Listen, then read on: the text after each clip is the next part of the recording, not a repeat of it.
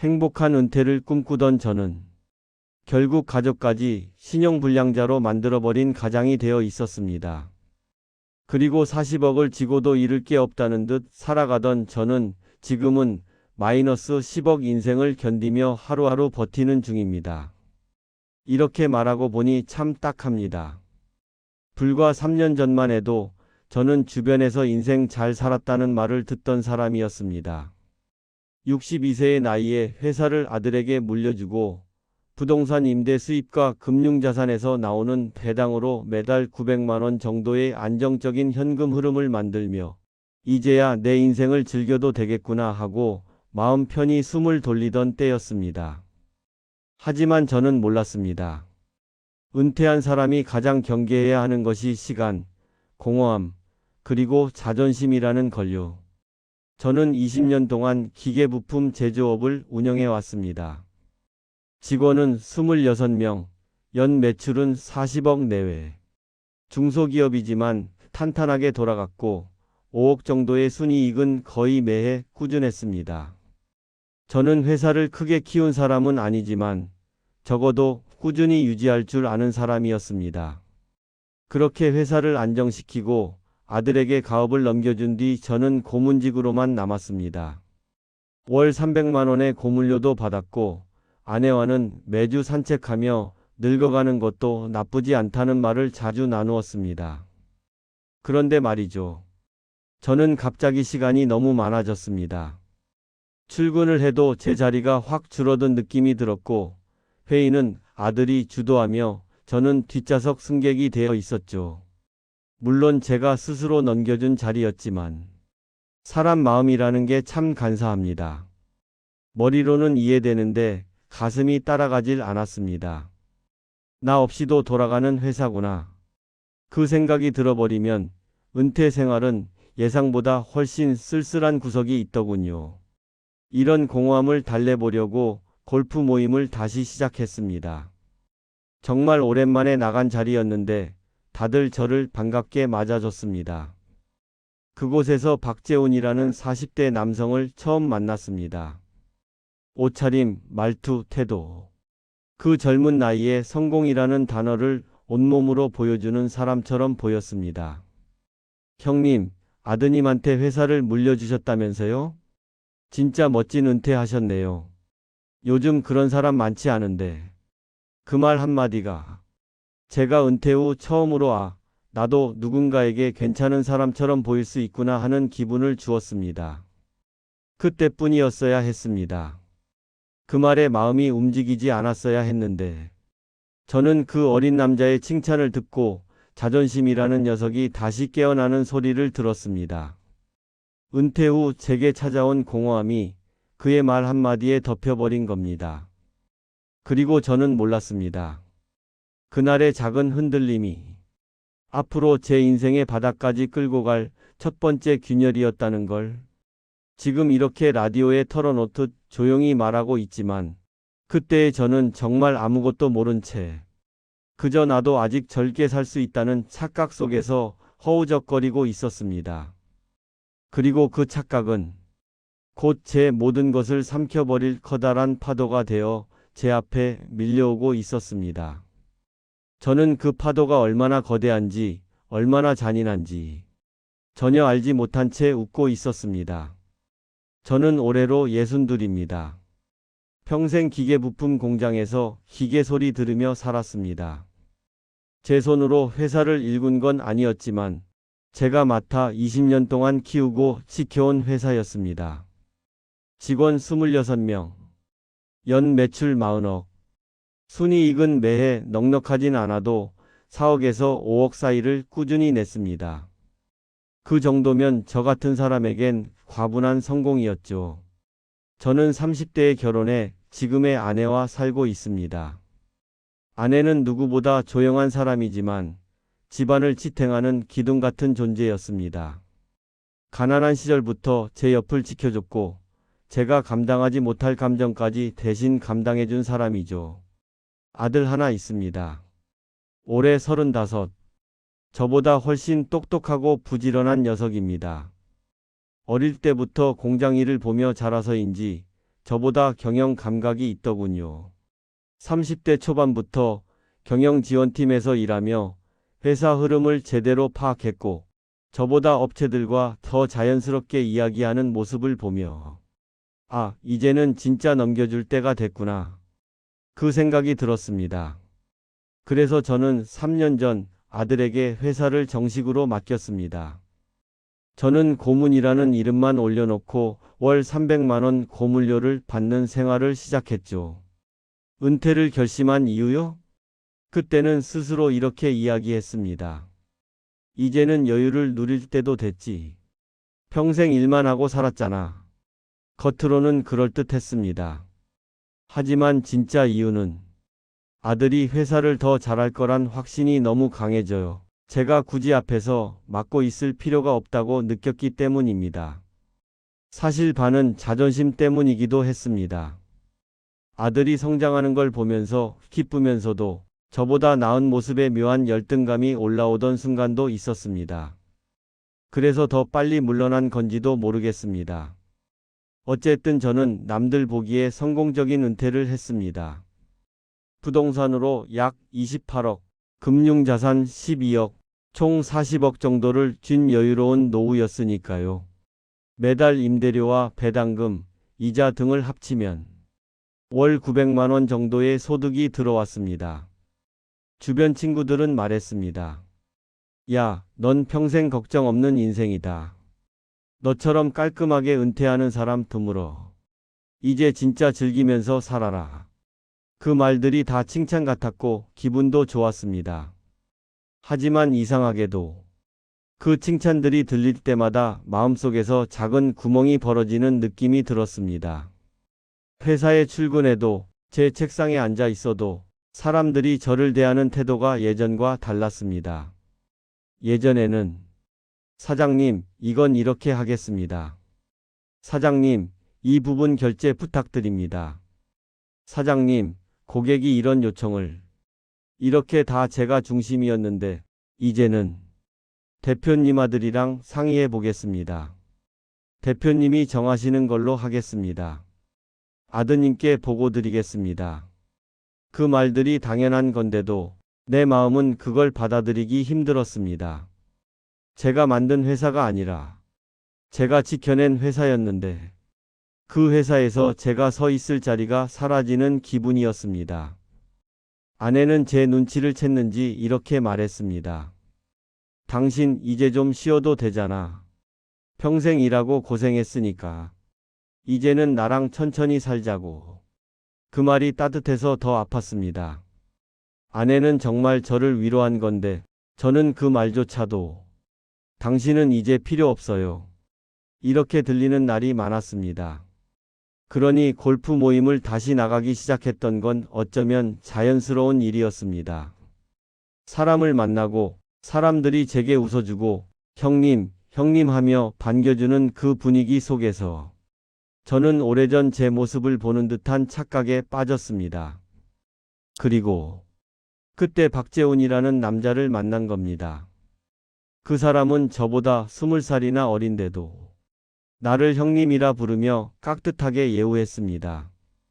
그동안 회사에서 느끼지 못했던 존중받는 느낌을 그에게서는 이상할 정도로 강하게 느꼈습니다. 그리고 이 존중받고 싶다는 감정이 앞으로 제 인생을 완전히 엉망으로 만들 첫 번째 불씨였다는 걸 저는 전혀 눈치채지 못했습니다. 저는 은퇴한 뒤 스스로 놀라울 만큼 많은 시간을 갖게 되었습니다.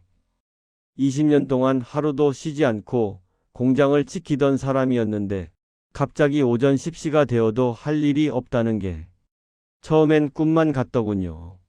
하지만 그 달콤함은 오래가지 않았습니다. 책을 읽어도 집중이 안 되고 TV를 봐도 금세 지겨워지고 산책을 해도 발걸음이 공허했습니다. 내가 무언가에서 밀려났구나. 그 생각이 문득문득 들었습니다. 아들은 회사에서 적극적으로 역할을 해내고 있었고 직원들도 아들을 중심으로 돌아가고 있었습니다. 제가 없는 자리에서 회의가 진행되는 걸 문득 보게 되었을 때 저는 이유를 설명하기 힘든 쓸쓸함을 느꼈습니다. 몸은 자유로웠지만 마음은 점점 무너지고 있었습니다. 은퇴하면 누구나 여유롭고 편안한 삶을 산다고 생각했는데 막상 와보니 아무도 내게 필요 없다는 현실이 더 크게 다가왔습니다. 사람이란 참 이기적인 게 힘들 때보다도 내가 잉여가 되었다고 느껴질 때 더 크게 흔들리더군요. 아내는 제가 점점 말수가 줄어드는 걸 보고 조심스레 말했습니다. 당신 요즘 마음이 좀 허한가 봐. 필요하면 나한테도 말해요. 같이 생각해 보자고. 아내의 진심 어린 말이 고마웠지만 저는 그때 이상한 자존심이 발동했습니다. 내가 뭘 허전해. 은퇴한 사람 다 이렇지. 이렇게 스스로를 속이며 감정을 억눌렀습니다. 마침 그때 골프 모임에서 박재훈이라는 남자를 만나게 된 겁니다. 박재훈은 처음부터 나를 유난히 챙기며 다가왔습니다. 라운딩 준비하면서도 계속 제 옆에 붙어 있었고 식사 자리가 생길 때마다 제 앞자리를 비워두곤 했습니다. 형님은 진짜 젠틀하시네요. 저도 나중에 형님처럼 은퇴하고 싶습니다. 그 말이 이상하게 심장을 건드렸습니다. 아내나 아들은 제 은퇴를 기쁘게 받아들였지만 그 누구도 존경이라는 단어를 쓰진 않았습니다. 당연히 그럴 필요도 없지만 그 말 한마디가 그렇게까지 저를 흔들 줄은 몰랐습니다. 박재훈은 성공한 사업가처럼 보였습니다. 40대 중반 나이에 고급 외제차를 몰고 다녔고 시계나 옷도 명품이었습니다. 그런데도 자기가 먼저. 형님은 저보다 훨씬 큰 사람이죠. 저는 진짜 아직 멀었습니다. 이런 말을 했습니다. 저는 그 말을 곧이곧대로 믿었습니다. 왜냐하면 그 말이 제 상처난 자존심을 따뜻하게 덮어주는 듯 했거든요. 사람 마음이란 게 참 우습습니다. 내가 듣고 싶은 말을 해주는 사람에게 쉽게 마음이 열리고 그 사람이 어떤 속을 품고 있는지는 보려고 하지 않습니다. 그때의 저는 어쩌면 존중받고 싶다는 욕구 때문에 평소 같으면 경계했을 말들도 그냥 기분 좋게만 받아들였습니다. 특히 기억에 남는 날이 있습니다. 라운딩을 마치고 식당에서 밥을 먹는데 제가 은퇴 후 생활에 대한 이야기를 조금 꺼냈습니다. 그냥 농담 삼아 말했죠. 내가 빠져도 회사가 너무 잘 돌아가네. 즐거운 것 같으면서도 좀 씁쓸하네. 그 말을 듣고 박재훈이 말했습니다. 형님, 그건 형님이 회사를 잘 만들어 놨다는 증거죠. 형님이 대단한 분이니까 가능한 거예요. 그 말, 아무렇지 않은 사람도 많겠지만 그 시기에 제게는 치명적이었습니다. 아무도 내게 그런 말을 해준 적이 없었거든요. 그리고 그 한마디가 제가 박재훈을 믿어도 되는 사람이라고 착각하게 만든 첫 번째 순간이었습니다. 그때 저는 정말 몰랐습니다. 제가 듣고 싶어 하는 말을 정확히 던져주는 사람을 가장 경계해야 한다는 사실을. 그날 이후 저는 박재훈과 자연스럽게 어울리기 시작했고 그가 같이 나가자고 하는 골프 모임이나 회동에도 예전보다 더 적극적으로 참석했습니다. 아내는 말했죠. 당신 요즘 너무 자주 나가는 거 아니야? 낯선 사람들하고 너무 빨리 친해지지 말고 좀 천천히 해요. 저는 귀찮다는 듯 대답했습니다. 나도 이제 친구들 좀 만나도 되지. 맨날 집에만 있으란 말이야? 그 말이 나쁜 말 같진 않지만 지금 돌아보면 그때부터 저는 이미 균형을 잃고 있었습니다. 가족보단 외부 사람들이 더 반갑고 집보단 모임이 더 설레기 시작한 겁니다. 그렇게 저는 스스로도 모르게 아주 천천히 그리고 아주 확실하게 파국으로 다가가는 첫걸음을 내딛고 있었습니다. 박재훈을 처음 만난 건 우연이었지만 그와 가까워진 속도는 지금 생각하면 너무 빨랐습니다. 그는 늘 저에게 한 발짝 더 다가와 있었습니다. 제가 잠깐 주차장에서 혼자 서 있으면 다가와서 말을 걸고 라운딩 중엔 제 클럽을 챙겨주고 식사 자리에서는 제 접시를 먼저 챙겨 놓았습니다. 처음엔 부담스러웠지만 어느 순간부터는 이 친구 진짜 예의가 있네. 그렇게 생각하게 되더군요. 그리고 그 무렵 제가 느끼던 감정. 쓸쓸함, 공허함, 나도 아직 누군가에게 필요하다는 확인 욕구. 그런 것들이 박재훈과 대화할 때만큼은 조금씩 사라졌습니다. 어느 날 라운딩 후 그가 조심스레 말을 꺼냈습니다. 형님, 혹시 해외 골프 가보셨어요? 저는 고개를 저었습니다. 아니, 나는 평생 일만 해서 국내에서 치는 것도 벅차더라. 그러자 그는 기다렸다는 듯 미소를 지었습니다. 그럼 이번에 한번 같이 가시죠. 요즘 다들 마카오나 괌 쪽으로 많이 가요. 코스도 좋고 서비스도 국내랑 비교가 안 됩니다. 형님 같은 분들은 꼭 한번 경험해 보셔야 합니다. 그때 그의 말투는 제안이라기보단 형님 정도면 당연히 가야 하는 자리. 그런 느낌이었습니다. 저는 솔직히 흔들렸습니다. 한 번도 가본 적 없는 해외 골프. 평생 일만 하다 놓쳐버린 사치. 은퇴하고도 마음 한켠에 남아있던 미묘한 허전함. 그 모든 것들이 해외 골프 여행이라는 단어에 쏠렸습니다. 하지만 집에 돌아와 아내에게 이야기를 꺼내자 바로 표정이 굳었습니다. 해외 골프? 누구랑? 요즘 골프 모임에서 알게 된 후배랑. 말이 채 끝나기도 전에 아내가 고개를 저었습니다. 당신 쉬라고 은퇴한 거지 여행 다니라고 은퇴한 건 아니잖아. 그리고 당신 해외 한 번도 안 나가봤잖아. 갑자기 그 젊은 사람 따라다니면 무슨 일 생길지 어떻게 알아? 그 말이 틀린 건 아니었습니다. 하지만 그 말이 저를 더 자극했습니다. 나는 이제 아무것도 하면 안 되는 사람인가? 나는 이제 누군가를 따라가면 안 되는 나이인가? 그 순간 괜히 억울하고, 괜히 자존심이 상하고, 괜히 반발심이 생겼습니다. 저도 모르게 말했습니다. 나도 좀 즐겨보면 안 돼? 평생 일만 했는데 내가 이런 것도 못하나? 아내는 한숨을 쉬며 말했습니다. 당신 자유 막으려고 하는 말 아니에요. 그런데 요즘 들어 당신 좀 달라졌어요. 마음이 불안한 사람들이랑 어울리면 더 흔들리는 법이야. 그 말이 그때는 잔소리로만 들렸습니다. 그날 밤 박재훈에게서 메시지가 왔습니다. 형님, 괌 쪽 티켓이랑 리조트 제가 좀 알아봤는데요. 형님이 가시면 제가 일정 전체 챙길게요. 형님은 그냥 몸만 오시면 됩니다. 그 문자를 보는 순간 묘하게 기분이 좋았습니다. 누군가 나를 중심에 두고 뭔가를 준비해주는 느낌. 아내나 아들조차 해줄 수 없는 그런 태도. 마치 내가 중요한 인물인 것처럼 대우받는 기분. 그 감정이 제 판단력을 흐리기 시작했습니다. 며칠 뒤 골프 모임이 끝나고 박재훈이 조용히 제 옆으로 와 담배 한 개비를 건넸습니다. 형님, 사실 제가 이렇게까지 말하는 건 형님이 너무 아까워서 그래요. 아까워? 내가 뭐가? 아니, 형님 같은 분들은 젊은 애들 몇 명이서라도 모시고 다녀야죠. 은퇴했다고 그냥 집에만 계시는 건 너무 아깝잖아요. 형님은 아직 젊어요.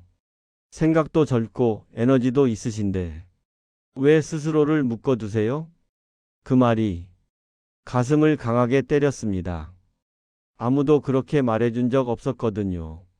저는 그 말을 듣는 순간 제 안에 꽉 막혀 있던 무언가가 풀리는 느낌이 들었습니다. 내가 아직 젊다. 내가 아직 가치 있는 사람이다. 내가 누군가에게 모셔야 하는 사람이다. 그 착각이 깊이 박혔습니다. 그리고 결국 아내의 만류를 뒤로하고 아들의 아버지 너무 빠르다는 걱정도 무시한 채 저는 박재훈과 괌 골프 여행을 가기로 결정했습니다.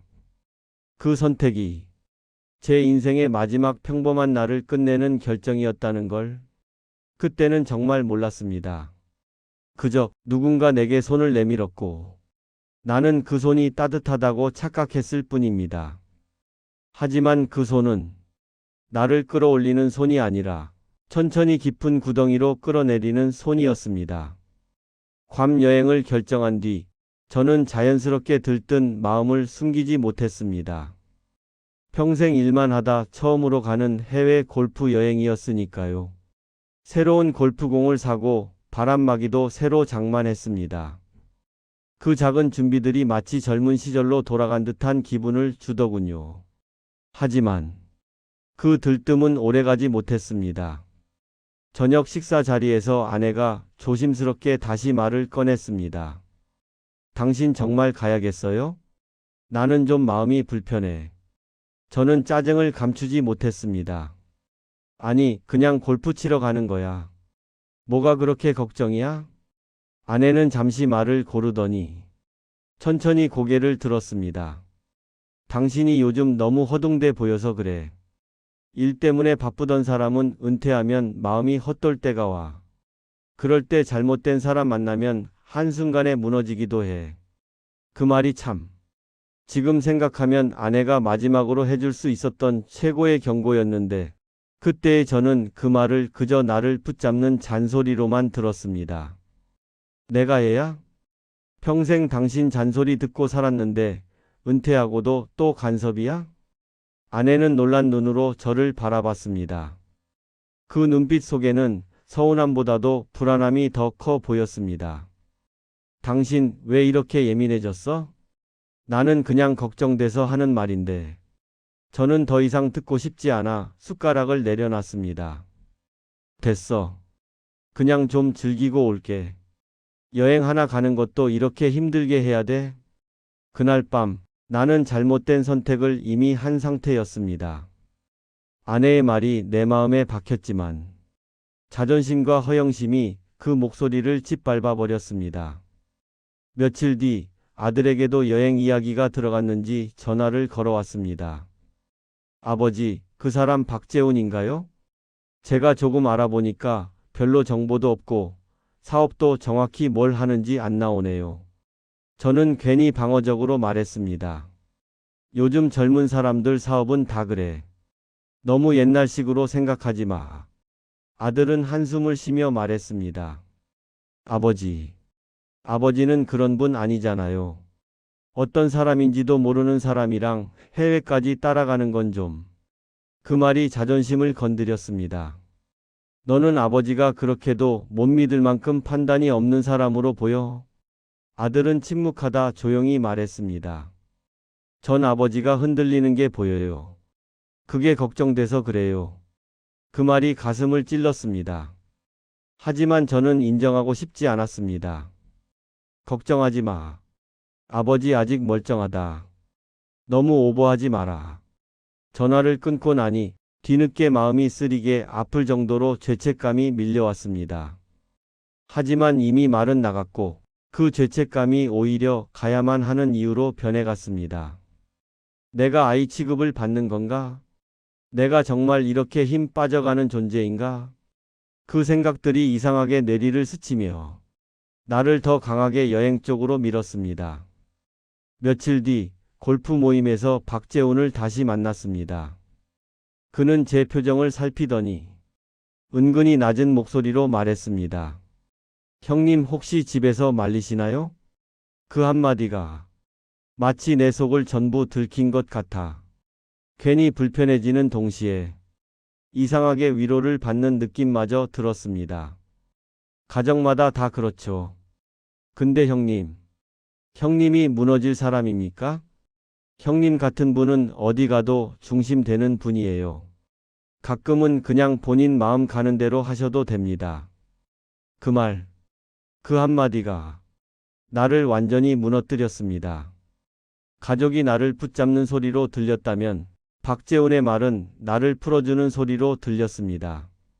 나는 그 말에 취했습니다. 그래. 이번 한 번.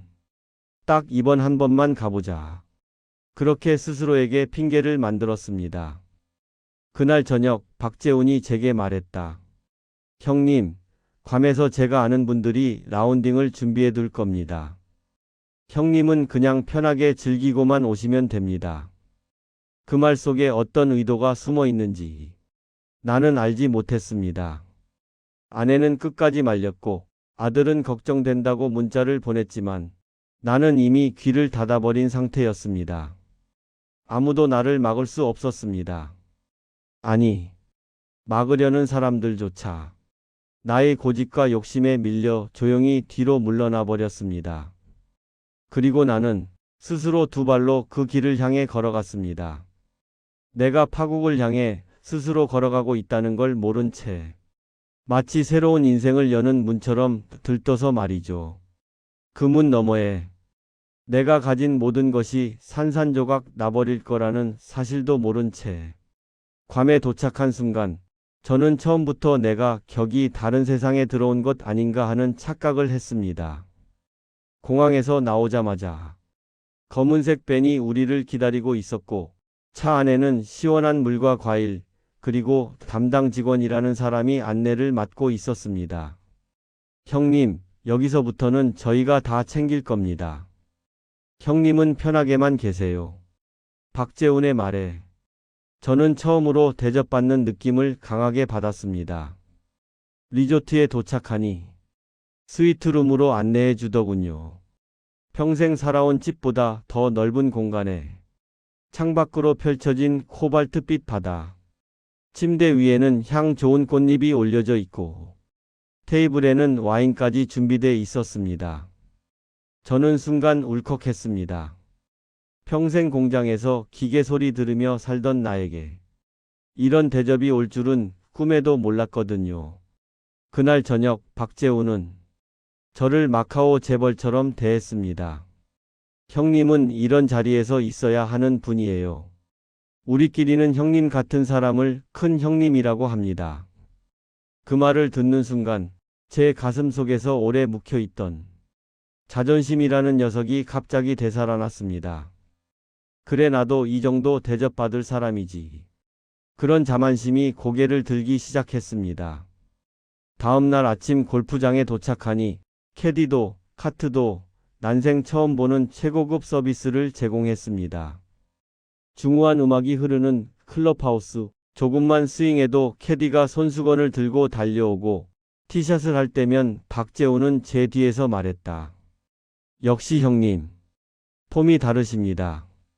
그 말 한마디면 굳어있던 어깨가 풀리고 오히려 젊은 시절보다 더 좋은 샷이 나왔습니다. 그날 라운딩은 제 인생에서 가장 완벽한 하루였습니다. 햇빛은 따뜻했고 바람은 부드러웠고 저는 웃고 있었습니다. 이게 행복이지. 내가 그동안 뭐 하며 산 거지? 그런 생각까지 들 정도였습니다. 하지만 그 완벽함 속에서 알 수 없는 불길한 기운도 있었습니다. 라운딩을 마치고 리조트로 돌아오자 박재훈이 술 한 잔을 권하며 말했습니다. 형님, 여기까지 왔는데 저녁에 잠깐 구경이나 가보실래요? 구경? 괌에는 작은 카지노가 있어요. 관광객도 많이 가고 형님처럼 운 좋은 분들이 재미 삼아 가는 곳입니다. 딱 30분만. 저는 처음엔 주저했습니다. 카지노라는 말 자체가 익숙하지 않았고 영화 속에나 나오는 곳이라 생각했으니까요. 그러자 박재훈이 한마디 덧붙였습니다. 형님, 구경만요. 베팅 안 하셔도 돼요. 그냥 어떤 곳인지 눈만 한번 떠놓으세요. 그 말이 이상하게 마음을 편하게 했다. 그래, 구경 정도야 뭐. 그렇게 카지노에 들어섰습니다. 눈앞은 눈부셨습니다. 빛, 소리, 음악, 사람들. 모두가 즐기고 웃고 있는 듯 보였습니다. 그 순간 박재훈이 제 손에 작은 칩을 쥐어주며 말했습니다. 형님, 그냥 재미삼아 딱 이거 하나만. 안 되면 바로 나오는 겁니다. 고민할 틈도 없이. 딜러가 미소를 지으며 손짓했습니다.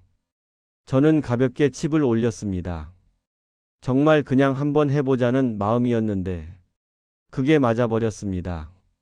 만약 그때 잃었더라면 저는 다음날 바로 한국으로 돌아갔을 겁니다. 하지만 저는 처음 게임에서 1,000만 원을 땄습니다. 가슴이 두근거렸습니다. 왜 이렇게 쉽게 돈이 벌릴까? 그 단순한 궁금증이 곧 희열로 바뀌었습니다. 잠시 뒤 저는 웃으며 말했습니다. 야, 이거 하루 종일 벌어도 1,000만 원 못 버는데 이게 이렇게 쉽게 되네? 그러자 박재훈이 말했습니다. 형님은 재능이 있는 겁니다. 보통 사람들은 이렇게 안 돼요. 그 말은 칭찬처럼 들렸지만 지금 돌이켜보면 그 말이 곧 제가 무너지는 첫 삽을 뜨는 순간이었습니다. 구경만 한다며 들어간 곳에서 저는 첫날부터 크게 이겼습니다. 카지노를 나서는 순간 승리감에 취해 바다바람을 맞으며 저는 스스로에게 말했습니다. 그래, 나도 이런 운이 있는 사람이었어. 그날 저는 단 한 번도 이길 수 있다는 착각이 얼마나 위험한 독인지 몰랐습니다. 그리고 다음 방문에서 저는 더 크게 이기게 됩니다. 그 순간부터 저는 제 인생 전체를 사냥꾼에게 목덜미 잡힌 놈처럼 끌려다니기 시작했습니다. 괌에서 첫날 1,000만 원을 딴 뒤 나는 그 느낌을 쉽게 잊을 수 없었습니다. 그 단순한 승리가 이상한 자신감을 불러일으켰습니다. 내가 생각보다 운이 좋은 사람이었나? 한 번 더 하면 어쩌면? 괌 여행 마지막 날, 박재훈이 다시 조심스레 말을 꺼냈습니다. 형님, 오늘은 진짜 구경만요. 어제처럼 재미만 보다가 나오는 겁니다. 그 말투는 말리는 듯 하면서도 어딘가 부추기는 느낌이 섞여 있었습니다. 이미 제 머릿속은 어제처럼만 하면 되겠지. 그 생각으로 가득 찼기 때문에 아무리 말려도 들리지 않았을 겁니다. 그리고 나는 두 번째로 카지노의 문을 다시 열었습니다. 안으로 들어가자 어제보다도 더 선명하게 빛이 나 보였습니다. 흔들리는 조명, 음악, 박수 소리, 딜러들의 부드러운 안내. 그리고 그 중앙에 사람들이 웅성거리는 테이블이 하나 있었습니다. 나는 조용히 물었습니다. 저긴 무슨 게임이야? 박재훈이 대답했습니다. 형님, 저건 바카라입니다. 돈 잃기 싫은 사람은 절대 가까이 가면 안 되는 게임이죠. 하지만 한 번 빠지면 못 나오는 악마의 게임이기도 합니다. 그 말이 오히려 호기심을 자극했습니다. 악마의 게임? 그 말 자체가 묘하게 매력적이었습니다. 테이블에는 PLAYER, BANKER 두 칸이 놓여 있었고 딜러가 카드를 두 장씩 나누는 단순한 방식이었습니다. 게임은 너무나 쉬워 보였습니다. 그 단순함이 오히려 더 위험했습니다. 형님, 어제 이기셨잖아요. 딱 300만 원만 시작해 보시죠. 안 되면 바로 나오는 걸로. 이미 나는 준비된 사람처럼 고개를 끄덕이고 있었습니다. 첫 배팅 300만 원. 딜러가 카드를 뒤집는 순간 숨이 멎을 것 같았습니다. 그리고 또 맞았습니다. 방금 전 300만 원이 600만 원이 되어 돌아왔습니다. 순식간에 심장이 뛰기 시작했습니다. 아드레날린이 쏟아지는 느낌. 손끝이 저릿해지고 머릿속에서는 한 번 더라는 목소리가 울렸습니다. 두 번째 배팅 500만 원. 세 번째 배팅 800만 원. 연속으로 맞아 떨어졌습니다. 순식간에 2천만 원이 불었습니다. 그때까지만 해도 나는 내 실력이라고 착각했습니다. 주변에서 박수가 나오고 박재훈도 놀란 얼굴로 말했습니다. 형님, 이건 진짜 타고난 겁니다. 이렇게 연속으로 맞추는 사람 거의 없어요. 그 칭찬이 기름이 되어 내 불길을 더 강하게 만들었습니다. 나는 점점 배팅 금액을 키웠습니다. 1,500만 원, 2천만 원, 2,500만 원. 손이 떨릴 틈도 없었습니다. 그저 카드가 뒤집어지는 순간의 짜릿함에 모든 판단력이 마비되었습니다. 그리고 결국 3천만 원을 올린 배팅에서 이겼습니다. 순식간에 1억 원이 되어 있었습니다. 나는 그 자리에 서서 말문이 막힌 채 칩을 바라보고 있었습니다. 1억. 내가 평생 땀 흘리고 일해야 벌 수 있는 그 큰 돈이 시계초침 몇 번에 벌려진 것이었습니다. 그때의 기분은 지금도 설명하기가 어렵습니다. 내가 일평생 기업을 운영하며 벌어온 수익보다 더 빠르고 더 쉽게 더 짜릿하게 벌리는 돈. 이게 사람을 얼마나 위험하게 만드는지 그때는 정말 몰랐습니다. 카지노를 나오는 길에 박재훈이 제 어깨를 두드렸습니다. 형님, 오늘은 진짜 너무 잘 됐습니다. 근데 형님 같은 분은 이런데 오래 계시면 안 돼요. 오늘은 딱 여기까지만 하시죠. 그 말은 말리는 말 같았지만 나에게는 오히려 허락처럼 들렸습니다. 그래, 나는 잘하는 사람이구나. 또 하면 더 벌 수도 있겠네. 다음엔 더 크게 해볼까? 그날 이후 나는 스스로 알아서 카지노의 문으로 걸어 들어가게 되었습니다. 누가 부추기지 않아도, 누가 초대하지 않아도 내 발이 먼저 움직였습니다. 그때부터였습니다. 내 인생이 조용히 그러나 확실하게 무너져 내리기 시작한 것은 악마의 게임 바카라는 처음엔 미소를 지으며 나를 맞이했지만 그 미소 뒤에는 나의 모든 것을 집어삼킬 검은 먹구름이 숨어 있었습니다. 나는 그걸 너무 늦게 깨달았습니다. 두 번째 방문에서 1억을 따고 난 뒤 나는 이미 완전히 다른 사람이 되어 있었습니다. 출근해서 아들이 회의를 진행하는 모습을 보면서도 내 머릿속에는 카드가 뒤집히던 순간의 짜릿함만 떠올랐습니다. 저렇게 큰 돈이 그렇게 쉽게 벌릴 수 있다면 내 인생 이제부터 시작 아닌가? 이런 말도 안 되는 착각이 조용히 그러나 독하게 내 마음을 잠식하고 있었습니다. 괌에서 돌아와 일주일 뒤 박재훈에게서 연락이 왔습니다. 형님, 다음 달에 또 괌 라운딩이 있는데 혹시 시간 괜찮으세요? 그 말 한마디에 나는 아무 망설임도 없이 대답했습니다. 가지. 가는 김에 좀 더 벌어보지 뭐. 이제는 누가 나를 끌고 가는 게 아니라 내가 스스로 그곳으로 걸어가고 있었습니다. 세 번째 괌 여행. 처음 둘러보던 그 카지노가 이제는 마치 내 집처럼 익숙해져 있었습니다. 하지만 그날은 뭔가 달랐습니다. 조명도 같았고 딜러도 같았고 박재훈의 태도도 변함없었지만 공기가 묘하게 무거웠습니다. 나는 전날 1억 딴 승리의 기억을 떠올리며 첫 배팅을 1,000만 원으로 올렸습니다. 카드가 뒤집혔습니다. 졌습니다. 뭐 이런 날도 있는 거지. 두 번째 배팅 1,500만 원. 세 번째 배팅 2,000만 원. 계속 졌습니다. 내 얼굴이 굳어지는 걸 본 박재훈이 살짝 팔을 잡으며 말했습니다. 형님, 오늘은 느낌이 안 좋은데 그냥 조금만 하다가 나갈까요? 말리는 말 같았지만 그 말이 오히려 내 귀엔 이렇게 들렸습니다. 더 할 자신 없으면 나오시고요. 형님 정도면 이 정도 패배로 겁먹나요? 나는 조용히 손을 뿌리쳤습니다. 괜찮아. 금방 만회하면 돼. 그 말은 추락의 신호였습니다. 그날 하루 동안 나는 3억을 잃었습니다. 정확히 말하면 아침 10시부터 오후 4시까지 딱 6시간 만에 3억 원이 사라졌습니다. 내가 평생 벌었어도 마음대로 쓸 수 없었던 그 큰 돈이 카드 2장에 날아가 버린 것입니다. 카지노 밖으로 걸어 나오는 순간 다리가 후들거려 잠시 벽에 기댈 수밖에 없었습니다.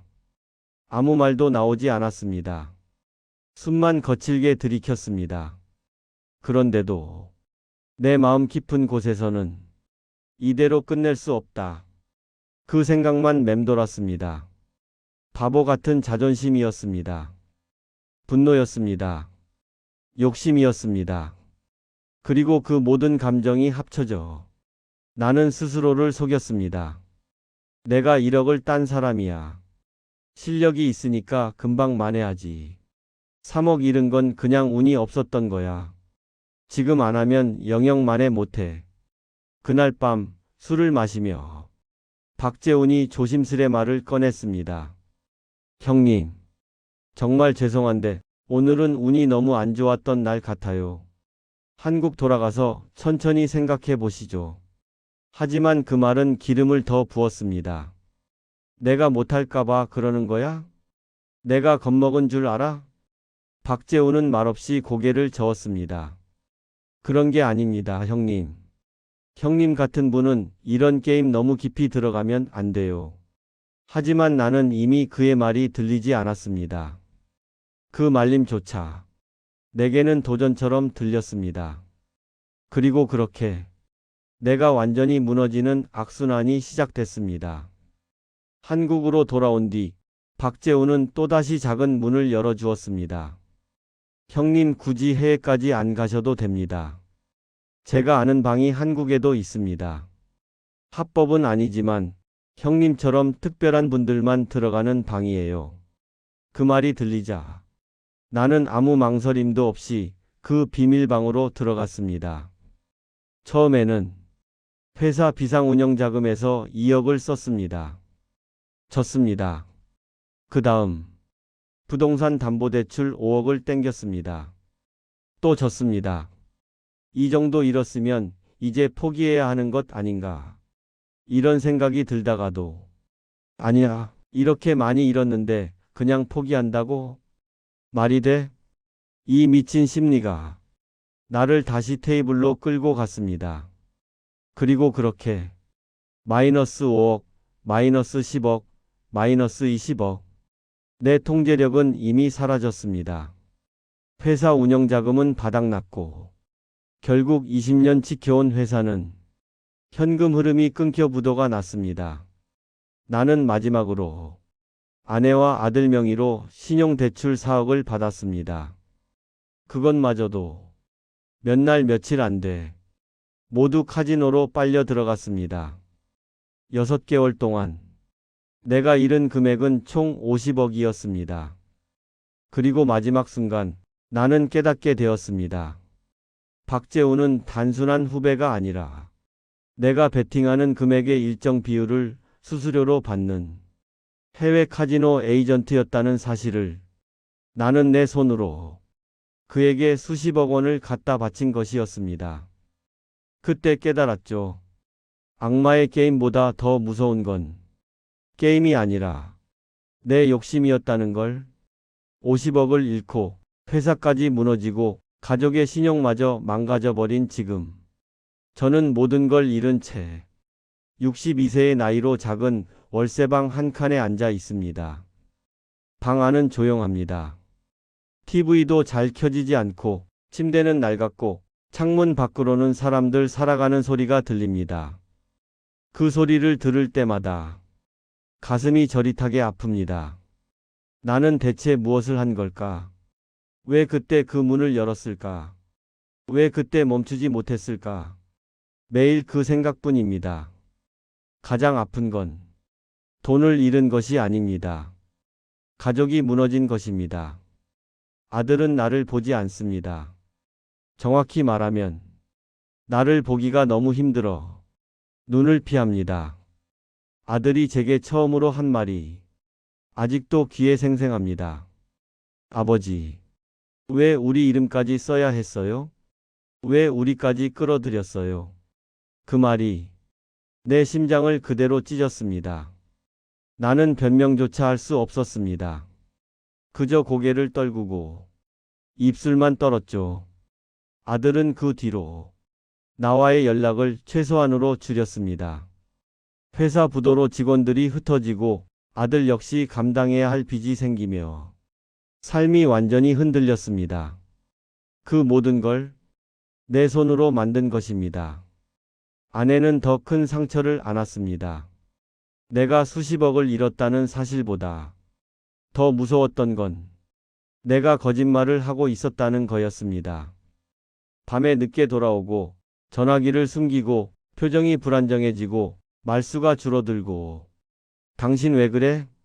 그 질문을 받을 때마다 나는 이상한 핑계만 대며 진실을 감추기 바빴습니다. 그러다 어느 날 아내가 조용히 말했습니다. 당신 우리한테 왜 말을 안 했어요? 같이 버티면 되잖아요. 왜 혼자 무너졌어요? 그 말이 내 인생에서 가장 묵직하게 꽂혔습니다. 나는 아내에게 말했습니다. 부끄러웠어. 그냥 너무 부끄러웠어. 아내는 눈물을 참으며 했던 말이 아직도 잊히지 않습니다. 부끄러우면 멈췄어야죠. 당신은 왜 자꾸 더 깊이 갔어요? 당신 한 명 무너지고 끝났으면 괜찮아요. 근데 왜 우리까지, 왜 가족까지 당신을 따라 무너져야 했어요? 그 말에 나는 아무 대답도 할 수 없었습니다. 그저 스스로를 혐오할 뿐이었습니다. 지금의 나는 예전과는 완전히 다른 사람입니다. 은행 입구만 봐도 심장이 뛰고 전화벨이 울리면 혹시 채권 추심은 아닐까 두려워지고 누가 나를 부르는 소리만 들어도 가슴이 철렁 내려앉습니다. 빚을 어떻게 갚아야 할지도 모르겠고 앞으로 남은 인생을 어떻게 살아야 할지도 모르겠습니다. 62세입니다. 다시 일어나기엔 너무 늦은 나이입니다. 체력도 예전 같지 않고 무엇보다 의욕이 없습니다.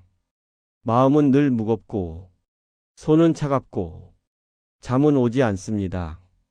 매일 새벽에 눈이 떠집니다. 어둠 속에서 천장을 바라보며 똑같은 생각을 되뇌죠. 왜 그때? 왜 멈추지 못했을까? 왜 첫 번째 여행에서 멈추지 않았을까? 왜 3억 잃은 날 나왔어야 하는데? 왜 가족의 말을 듣지 않았을까? 결국 답은 하나였습니다. 내 욕심 때문이었습니다. 그리고 내 자존심 때문이었습니다. 그 두 가지가 내 평생 지켜온 가정을 한순간에 무너뜨렸습니다.